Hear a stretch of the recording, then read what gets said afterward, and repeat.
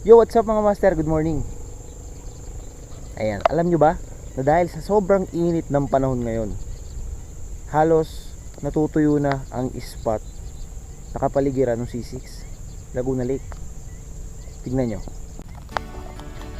Dahil sa sobrang init ng panahon, halos natutuyo na ang kapaligiran ng C6 na wala na yung dating matubig, luntian na lugar na maraming kangkong.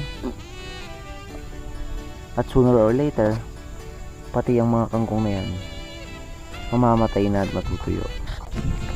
At syempre, pagtapos sila mamatay at matuyo, wala na masyado mapapakinabangan yung mga umaani nito. Kaya medyo nakakalungkot lang, diba?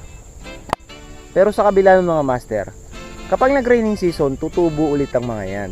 Kaso nga lang, sa sobrang init ng panahon ngayon, halos namamatay na sila. Halos natutuyo. At may ibang parte pa dun, oh, tuyo na talaga.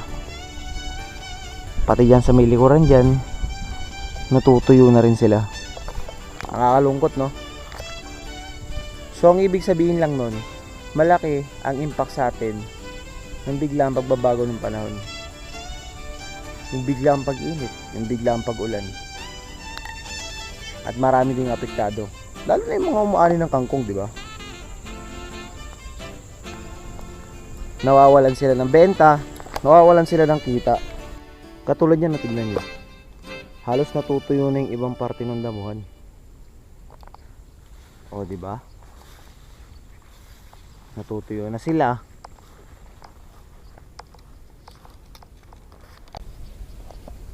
Kaya this El Nino, keep hydrated mga kapatid. Okay? Tsaka fish on sa atin. Huwag tayo magtatapon sa paligid natin. Iwasan natin na magkalat kung saan saan, kasi napakaganda na paligid natin. Tignan nyo kung gaano kaganda, oh. Kulay luntian lahat. At mag-iingat, sobrang init ng panahon ngayon. Tubig ng tubig, lalo na sa mga tropa natin dyan na lumalaban ng patas. Keep safe mga sirs.